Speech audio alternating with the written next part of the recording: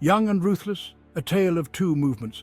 Imagine a world where children police their parents, where classrooms transform into ideological battlegrounds. This wasn't a dystopian novel, but the chilling reality in both Mao's China and Hitler's Germany.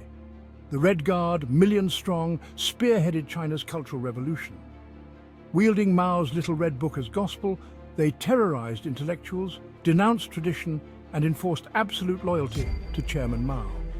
Across the globe, the Hitler Youth molded German youth into the image of the Nazi ideal. Boys, trained for war, swore allegiance to Hitler and embraced Aryan supremacy. Girls, prepped for motherhood, learned domesticity and racial purity. Both movements, though separated by ideology and geography, shared a chilling commonality: the systematic indoctrination of youth. These groups weren't mere historical footnotes. They were stark reminders of the vulnerability of young minds to manipulation and the devastating consequences of unchecked ideology. These movements stand as a stark warning from the past, a reminder of the fragility of freedom and the constant need for vigilance against the seductive whispers of extremism. Forging a new world. The aims of youth indoctrination. The Red Guard and Hitler Youth, despite their vastly different cultural backdrops, shared a common goal: to mold a generation fanatically devoted to their respective ideologies. For Mao, the Red Guard was a tool to cement his hold on power, purging China of dissent and paving the way for his cultural revolution.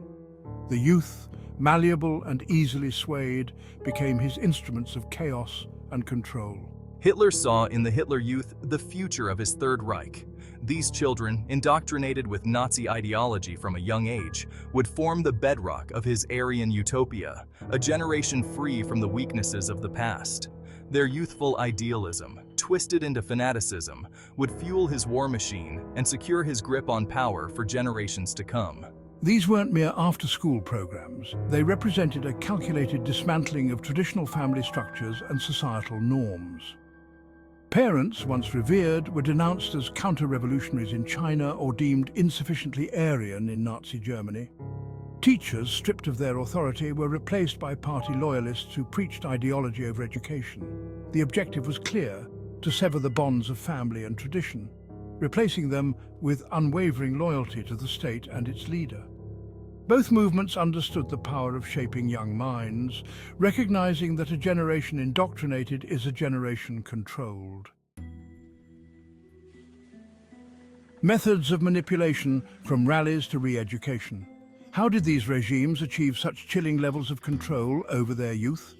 The methods were as varied as they were insidious: a toxic blend of propaganda, peer pressure, and psychological manipulation. Mass rallies, a hallmark of both movements, served as powerful displays of collective identity. The sea of uniformed bodies, chanting slogans in unison, created an illusion of invincibility, a sense of belonging that transcended individual thought. Propaganda permeated every aspect of a child's life. Textbooks were rewritten, history revised, and art repurposed to glorify the regime and demonize its enemies. In Nazi Germany, Jewish people were depicted as rats, spreading disease and threatening the purity of the Aryan race. In China, intellectuals and those deemed bourgeoisie were branded as enemies of the people, targeted for public humiliation and persecution. Summer camps and after-school programs weren't about sing-alongs and s'mores.